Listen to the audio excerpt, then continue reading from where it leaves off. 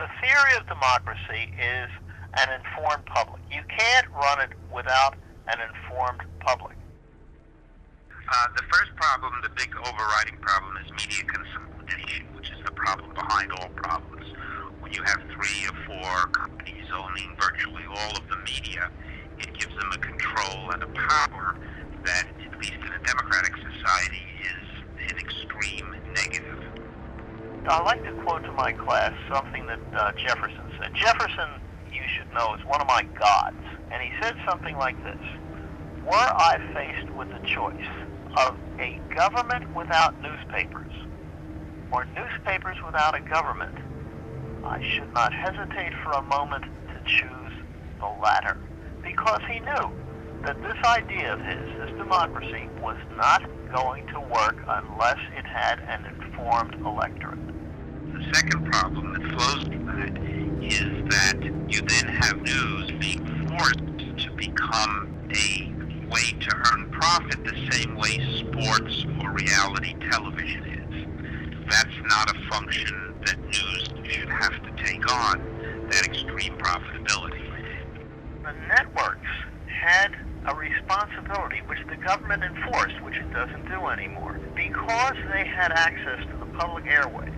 And the public airways are owned by the people of the United States. This has been decided by the Supreme Court. They got access to the airways to put on all the commercial entertainment, and they were expected and required to program news and public affairs. They didn't expect to make money out of it. That was the deal. You know, I mean, the resources are not being put into it because we are looking at and have been looking at news as any other service industry and not as a public good. Now, look at what's happening to your information media. The newspapers are just falling apart. Most of the original reporting being done in this country is done by newspapers, but it's being done by half a dozen newspapers.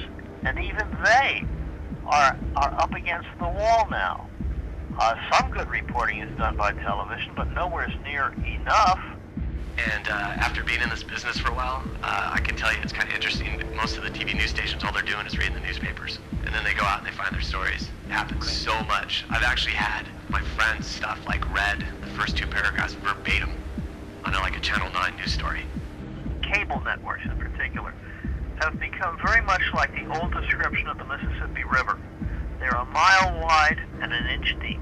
It's like 20 stations now. Everybody gets a smaller piece of the pie, and that's, you know, split up all amongst, competing for that right. piece of the pie. And so what we do is, instead of having 1 show a day, we now have 11 shows a day, but we have fewer people, and we're filling it with the same crap. So it's kind of this vicious cycle, and we're all trying to figure out what in the world, where is this all going to go? I think we have fantastic journalists Right. That who doesn't are public practicing speak. their craft, but they're being cut.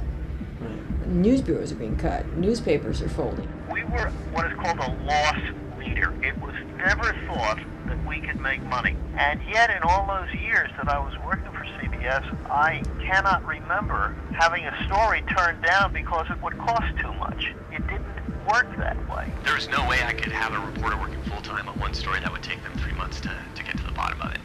It's just nothing like that's ever going to happen at the Beach and Bay Press. It's just, we couldn't afford it. And that, of course, has all gone away now. News is a profit center, and it is built around profit, and this, in my view, has been a great loss to the American people. And from that extreme profitability, it leads to the third thing, which is the dumbing down of news, where you have more time than Paris Hilton in the war in Iraq. You have people who are ill-trained and ill-prepared thrown into news because they look good on camera.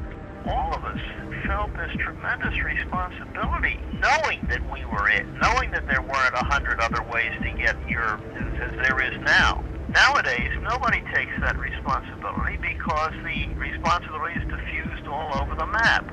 Well, this half-hour program doesn't have to cover the news because there's CNN, right? And there's MSNBC. But you take a look at CNN, and it is spending entire days on this nonsense of O.J. Simpson. Again, you know, they really are, it comes down to it. There are businesses, people do gotta get paychecks. Those cameras aren't cheap. And as far as them just chasing the dollar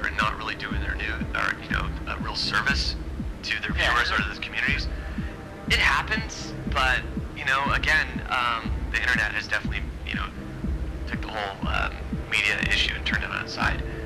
The commercialization of the news, as I've said before, has limited it within. There are always some good shows and some good documentaries, things here and there, but in general, the trend is downward. And in the internet, the trend is upward in terms of different voices, lots of information, lots of different links and places you can go to. And everyone says it's going to go to the internet. It's going to go to one-man band journalists, meaning, instead of having a reporter and a photographer team, it's just going to be one person doing it all. So everyone has to wear more hats, get paid less, do more work, and that's just kind of the name of the game in the business now. As far as like the Britney Spears stuff that goes on and on, it's after a point, are they showing it because they know people are following this stuff? Yeah, there is a lot more important issues out there in the world. We all know that, but there's other things that those television stations are thinking about too, and that's cost. Because we're a metered market, we get our numbers back, our ratings back every day, okay? And it breaks it down to every 15 minutes. So it breaks it down to different shows, different newscasts. And so if we begin our newscast with a story on Social Security, and Channel 8 starts with a triple murder homicide and they're live on the scene, guess most probably which station is going to have more viewership. I mean, they have this entree into millions of homes. They have this immensely valuable medium, and they're sitting in the O.J. Simpson preliminary hearings. Do you get the impression that this is driving me a little crazy? It's kind of the rubbernecking mentality, when you're flipping stations, because there's so much to choose from. It's like, oh, it's live, what's happening? And even though Social Security is much more of an issue that affects everybody, just people in general, they just tend to watch whatever is most exciting. It might have to go so far commercial, we have to come up with an alternative. That's just it. We won't restrain it because it's not part of our culture to restrain commerce. But I have heard that the Union Tribune is in trouble, for instance, and we could be without a San Diego paper. Now, if news organizations like that keep folding, something will need to replace it, and I don't know what. But if there's enough of a vacuum, then the opportunity for change might exist. But I think it's going to have to get really bad, a lot worse.